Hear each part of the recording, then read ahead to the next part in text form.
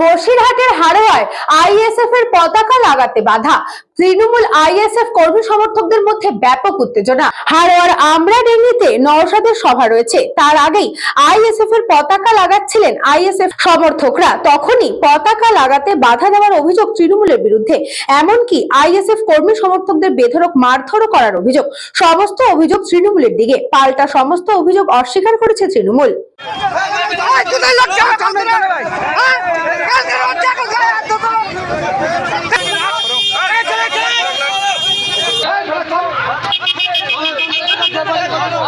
সাতই জানুয়ারি হাড়োয়া বিধানসভার অন্তর্গত গোপালপুর অঞ্চলের আমরাডাঙ্গি গ্রামে আইএসএফ এর প্রতিবাদ সভার আয়োজন করা হয়েছিল।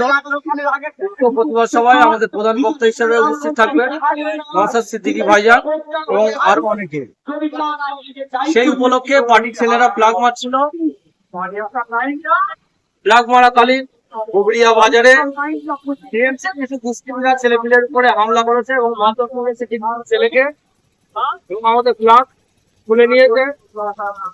বিখ্যাত প্রতিবাদ জানাচ্ছি এবং আমরা আপনাদেরকে বলতে চাই, এই ধরনের কাজ যদি পরবর্তীতে করা হয় আমরা কিন্তু আপনাদের বিরুদ্ধে আইনত ব্যবস্থা নেব। এটাই আমরা আজকে প্রতিবাদ জানাচ্ছি, ধিক্কার করছি, নিন্দা জানাচ্ছি, একদম বাজেভাবে নিন্দা জানাচ্ছি।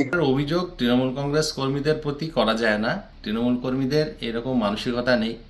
আর একটা কথা বলবো, বসিরহাটের মধ্যে হাড়োয়া বিধানসভা তৃণমূল কংগ্রেসের শক্ত ঘাঁটি।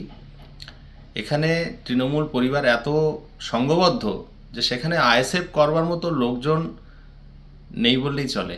আর সভার আগে আইএসএফ এই ধরনের বিবৃতি এজন্য দিয়ে রাখছে যে সভাতে লোক সংখ্যা না হলে বা সঠিক মানুষের উপস্থিতি তারা যদি প্রমাণ করতে না পারে তো পরবর্তীকালে ব্যাখ্যা দিতে অসুবিধা হবে। তার জন্য আগে থেকে এই ধরনের কিছু অভিযোগ তৃণমূল কর্মীদের প্রতি দিয়ে রাখলে সেই ব্যাখ্যাটা তখন আর দেওয়া লাগবে না যে কেন এই লোক সংখ্যা বেশি হয়নি, কেন আইএসএফের সভায় মানুষরা আসেনি। এটাই আর কি, এর বেশি কিছু নাই। St. Augustine's Day School, Barrackpur. Success for every child. Admission open 2026 to 2027. Contact number 900793 4555.